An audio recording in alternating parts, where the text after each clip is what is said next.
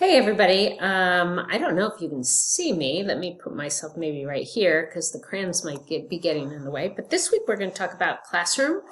Actually, it should be classroom environment, motivation, and engagement. That comma got misplaced, the first comma.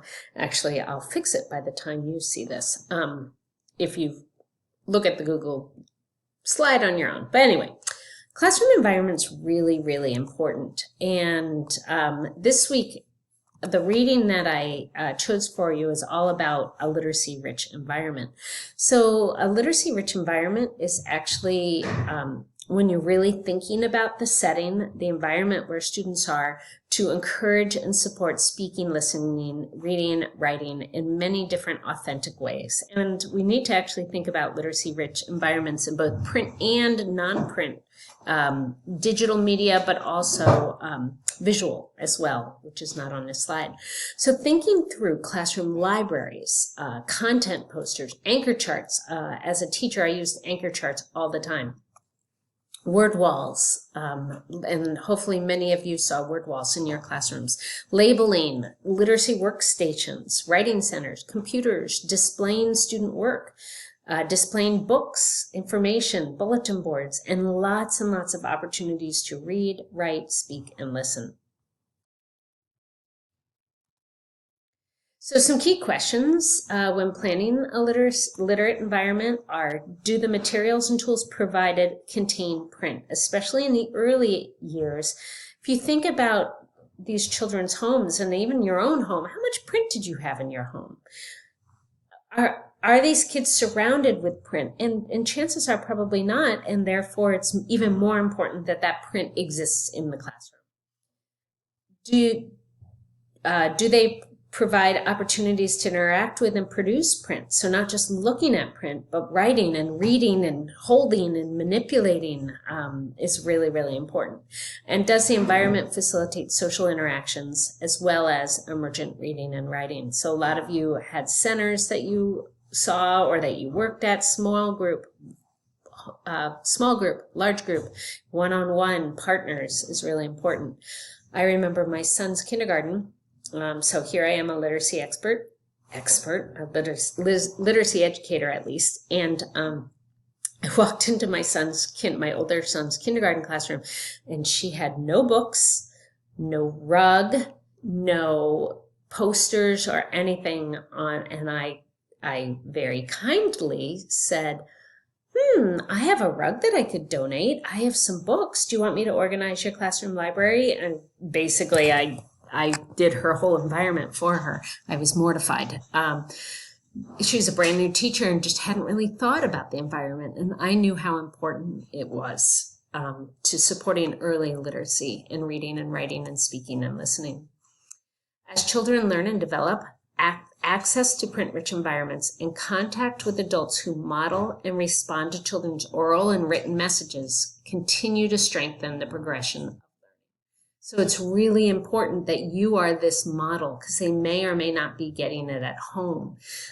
You are modeling reading, writing, speaking, you're talking, developing that oral language, because this is where the students get it, and it is so, so important to their progression forward.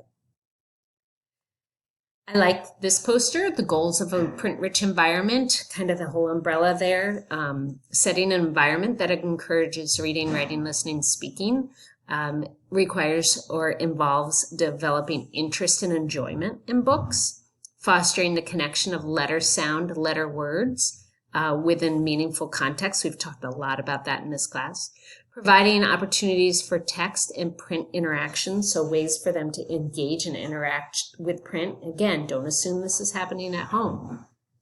Nurturing children's emergent reading and writing skills, facilitating reading and writing across the curriculum, so different parts of your day, and expanding children's knowledge of books and language. So all of this is so important when we talk about the foundation of literacy. It is happening in the classroom, and the environment is key to developing that foundation.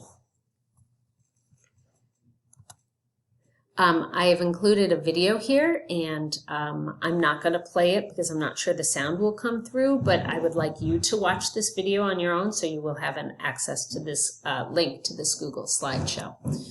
But we also have to think about motivation, because not only do we need to set up a print-rich environment, we have to create activities that are going to motivate our youngest readers or youngest students to be readers and writers.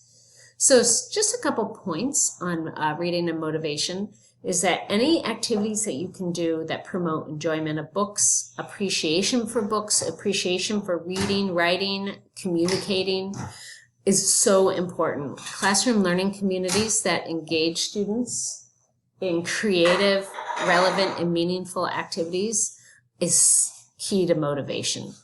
Student engagement in learning is one of the best predictors of academic success. So you need to hook them from the start, because if they're engaged up front, if that foundational level is engagement, then there's so much more to build on, especially when the learning will get tough. So reading motivation research, actually researchers have spent time thinking about motivation and have identified a number of factors that's important to reading motivation.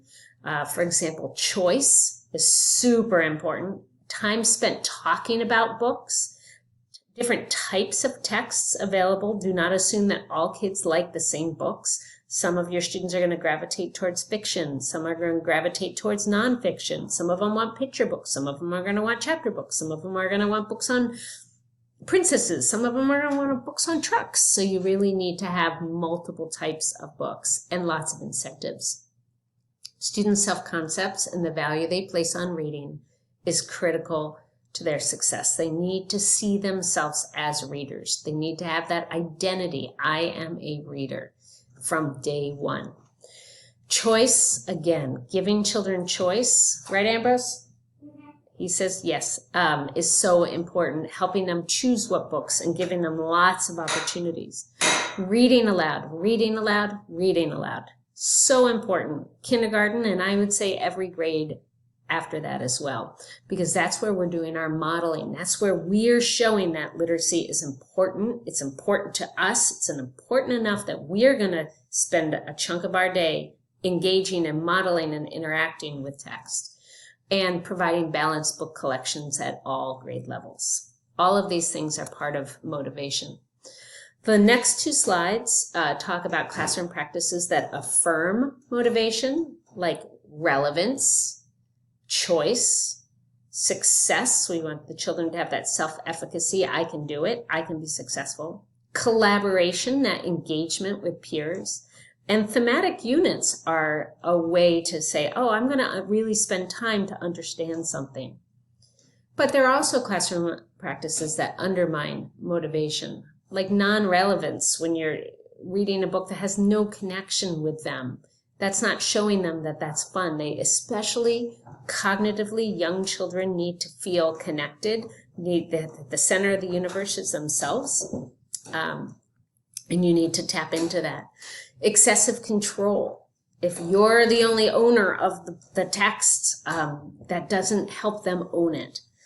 Difficult lessons. If they're struggling, they're going to learn that I can't do it. I'm not capable. So differentiation and making sure how you're engaging with your students is age appropriate and skill appropriate. Frequent individual work shows I can't do it with others. I'm not able to relate. We have to build those collaborative experiences and disconnected units. Kids, especially if maybe they're connected to you, but they're not connected in their minds, you need to connect those dots for the students. And I'm going to end, I'm almost going to end with a couple of just words about engagement. Children who are routinely read to day in, day out, who are immersed in rich talk about books and the various activities in which they are engaged, thrive. And those children with less exposure to books face tougher learning challenges in school and beyond. So getting those kids engaged is so, so important. And now, finally, I'm just going to leave with this quote, is providing children strong literacy education in the early years leads to better outcomes later on. So don't disregard that foundation of literacy. It has to be strong because that will improve later outcomes.